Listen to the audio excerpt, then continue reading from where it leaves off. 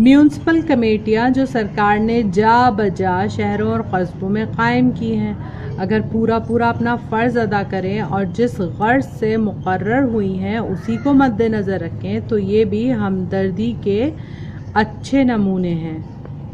अब यहाँ आपके समझने की बात है, म्यूनसिपल कमेटियाँ किसी भी मुल्क में क्यों बनाई जाती हैं। म्यूनसिपल कमेटियाँ इसलिए बनाई जाती हैं, बड़े बड़े शहरों को छोटे छोटे इलाक़ों में बांटा जाता है ताकि इंतज़ामी उमूर में आसानी हो, काम करने में आसानी हो, और फिर वहाँ पर म्यूनसिपल कमेटियाँ बनाई जाती हैं जिनको सरकार ने यानी कि हुकूमत ने मुख्तलिफ़ काम सौंपे हुए होते हैं, जैसे कि सड़कों की सफाई करना, लोगों को पानी पहुँचाना, कचरा उठवाना और लोगों को की इब्तदाई तिब्बी इमदाद के मराकज़ को कायम करना और उनको बहुस्नो खूबी चलाना, रात के वक्त सड़कों के ऊपर बिजली को रोशन करना और इस तरह के दीगर बहुत सारे काम जो कि म्यूनसिपल कमेटियों को सौंपे जाते हैं, वो उन तमाम के तमाम को यहाँ पर मुसन्निफ़ हमदर्दी के अच्छे नमूने के तौर पर पेश करते हैं कि अगर म्यूनसिपल कमेटी के वो नुमाइंदे जिन्हें इन फ़राइज़ के ऊपर मामूर किया गया है वो अपना काम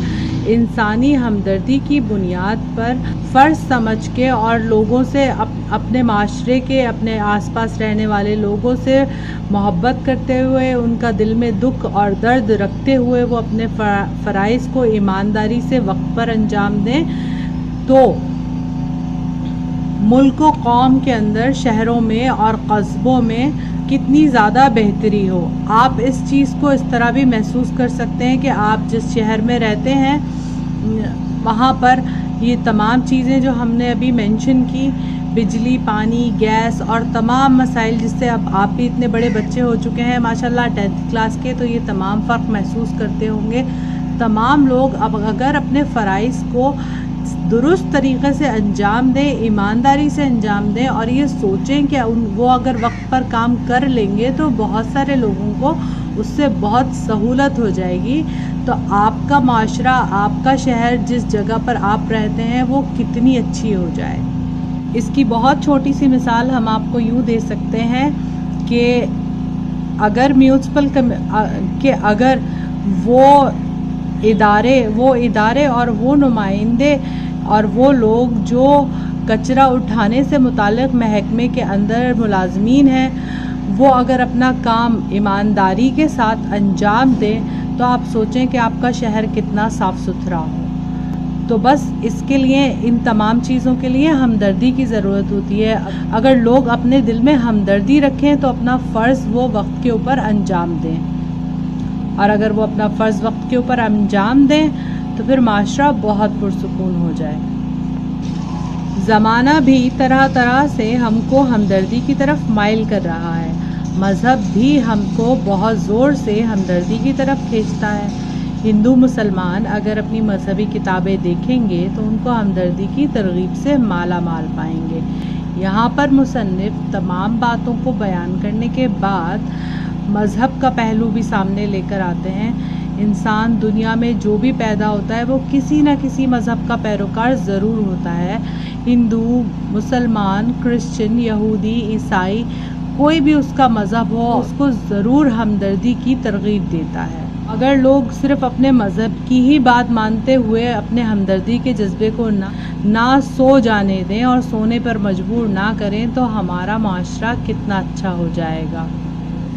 वैसे मौलाना हाली ने इस सबक को तो बहुत सालों पहले लिखा होगा, लेकिन हम आज इस सबक को पढ़ रहे हैं तो क्या आपको नहीं लग रहा कि ये हमारे ही दौर के मुतालिक उन्होंने सारी बातें लिखी हुई हैं। तो ये जज्बे, इंसानी हमदर्दी के जज्बे और माशरती नाहमवारियों के से मुतालिक जो चीज़ें हैं ये हर दौर में मौजूद रही हैं, और क्या ही अच्छा हो कि लोग इन बातों को समझें और इनको सिर्फ़ किताबों तक ना महदूद रखें। तो मुझे उम्मीद है कि आप तमाम लोग जो इसको पढ़ रहे हैं, आप इसको सिर्फ़ एक चैप्टर समझकर नहीं पढ़ेंगे, बल्कि इसको अपनी ज़िंदगी में प्रैक्टिकली तौर पर अपनाने की ज़रूर कोशिश करेंगे।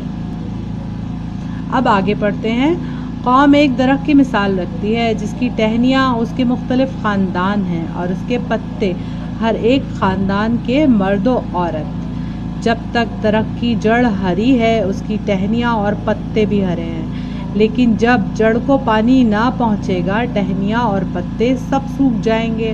اور جو لوگ یہ سمجھتے ہیں کہ ہماری کوشش سے تمام ملک کی حالت کیوں کر بدل سکتی ہے، ان کی خدمت میں یہ عرض کیا جاتا ہے کہ صرف 2 خیال ہیں جنہوں نے دنیا کے تنزل اور ترقی پر بہت کچھ اثر کیا۔ ایک یہ کہ ہم کچھ نہیں کر سکتے، دوسرے یہ کہ سب کچھ کر سکتے ہیں۔ پہلے خیال کا نتیجہ یہ ہوا کہ کچھ نہ ہوا، اور دوسرے خیال نے دنیا میں بڑے بڑے عجائبات ظاہر کیے۔ اب یہاں جو آخری پیراگراف ہے اس میں مصنف قوم کو ایک درخت سے مشابہت دیتے ہیں اور کہتے ہیں کہ کوئی بھی قوم ایک درخت کی مثال ہوتی ہے، ایک درخت کی مانند ہوتی ہے۔ اس کی ٹہنیاں مختلف خاندان ہوتے ہیں۔ ایک قوم میں تو بہت لوگ رہتے ہیں نا، ہزاروں لاکھوں لوگ رہتے ہیں، کتنے صوبے ہوتے ہیں، کتنے ملک، کتنے قصبے، کتنے گاؤں ہوتے ہیں، اس میں کتنے خاندان بستے ہیں۔ تو ان تمام خاندانوں کو انہوں نے درخت کی ٹہنیوں سے مشابہت دی ہے، اور پتوں کو خاندانوں میں جو لوگ مرد اور عورت ہوتے ہیں ان سے مشابہت دی ہے۔ جبکہ درخت کی جڑ ہری ہے، جب تک درخت کی جڑ ہری ہے اس کی ٹہنیاں اور پتے بھی ہرے ہیں۔ مصنف کہتے ہیں کہ کوئی بھی درخت کب تک ہرا بھرا رہتا ہے؟ جب تک اس کی جڑ ہری ہے، یعنی کہ جب تک اس کی جڑ کو پانی مل رہا ہے۔ اور جب جڑ کو پانی ہی نہیں ملے گا تو آہستہ آہستہ درخت سوکھ جائے گا نا۔ کچھ لوگ یہ کہتے ہیں کہ صرف میرے اچھا کام کرنے سے کیا ہوگا؟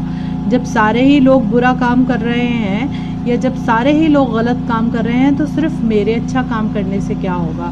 مثال کے طور پر ہم آپ کی کلاس ہی کی مثال لے لیتے ہیں۔ آج کل تو اسکول بند ہے، لیکن جب اسکول کھلتے ہیں یا انشاءاللہ جب آپ اسکول جائیں گے تو آپ کی کلاس کی مثال لے لیتے ہیں کہ آپ کی کلاس میں آپ ایک واحد بچے ہیں جو اپنی ڈیسک کو پراپر مینٹین رکھتے ہیں اور اپنا ویسٹ پیپر باسکٹ میں اپنا جو بھی آپ کا ویسٹ مٹیریل نکلتا ہے، پینسل کی چھیلن نکلتی ہے، ربڑ سے مٹانے کی چیز نکلتی ہے، انک پاٹ سے کچھ نکلتا ہے، ویسٹ پیپر ہوتا ہے، اس کو آپ جا کے ڈسٹ بن میں ڈالتے ہیں۔ اگر آپ یہ سوچیں کہ میں ہی کیوں کروں، کلاس میں باقی بھی تو 25 بچے ہیں وہ ایسا نہیں کر رہے، اور آپ بھی اپنا اچھا عمل چھوڑ دیں تو سارے کے سارے ایک ہی جیسے ہو جائیں گے۔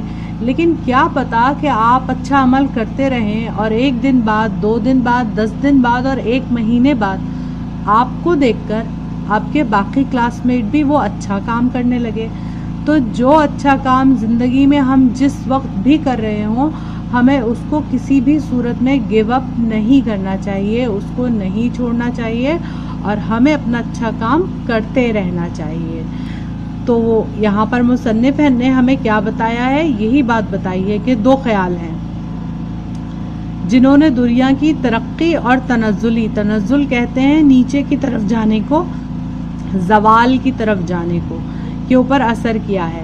ایک یہ کہ ہم کچھ نہیں کر سکتے، کہ ایک تو یہ کہ لوگ سوچ کر بیٹھ جائیں کہ ہم تو بہت تھوڑے سے ہیں، ہماری تو کوئی طاقت نہیں ہے، ہم تو کچھ نہیں کر سکتے، اگر ہم کچھ کریں گے بھی تو اس سے چینج نہیں آئے گا۔ اور دوسرے یہ کہ ہم سب کچھ کر سکتے ہیں۔ تو پہلا جو خیال تھا اس کا نتیجہ کیا ہوا کہ انہوں نے تو پہلے ہی سوچ لیا تھا نا کہ بھائی ہم کچھ نہیں کر سکتے، تو انہوں نے کچھ نہیں کیا اور کچھ بھی نہیں ہوا، کوئی تبدیلی نہیں آئی۔ اور دوسرے وہ لوگ تھے جنہوں نے یہ سوچا کہ ہم سب کچھ کر سکتے ہیں، ہر کام کر سکتے ہیں، ہر مشکل پہ قابو پا سکتے ہیں۔ تو جب وہ اٹھ کھڑے ہوئے کمر کس کے اور انہوں نے کام کیے تو دنیا میں پھر بہت بڑے بڑے عجائبات ظاہر ہوئے، نئی نئی مملکتیں آئیں، بہت اچھی اچھی سی ایجادات ہوئیں، بہت اچھے اچھے سے علوم ظاہر ہوئے، اور نہ جانے کیا کچھ دنیا کی ترقی کے لیے نیا نیا کام ہوا۔ تو یہ سبق قومی ہمدردی جو ہم نے پڑھا یہ ماخوذ تھا کلیات نثر حالی سے اور اس کی جلد 2 سے۔ بھائی ہمیں تو یہ سبق پڑھ کے بہت مزہ آیا۔ اب آپ کامنٹ سیکشن میں بتائیے گا کہ آپ کو یہ کیسا لگا۔ اگلی کلاس میں ہم آپ سے ملیں گے اس سبق کی مشق کو حل کرنے کے ساتھ، لیکن یاد رکھیے گا مشق آپ کو خود ہی حل کرنی ہوگی، ہم آپ کی صرف تھوڑی تھوڑی مدد کریں گے۔ جب تک کے لیے اللہ حافظ۔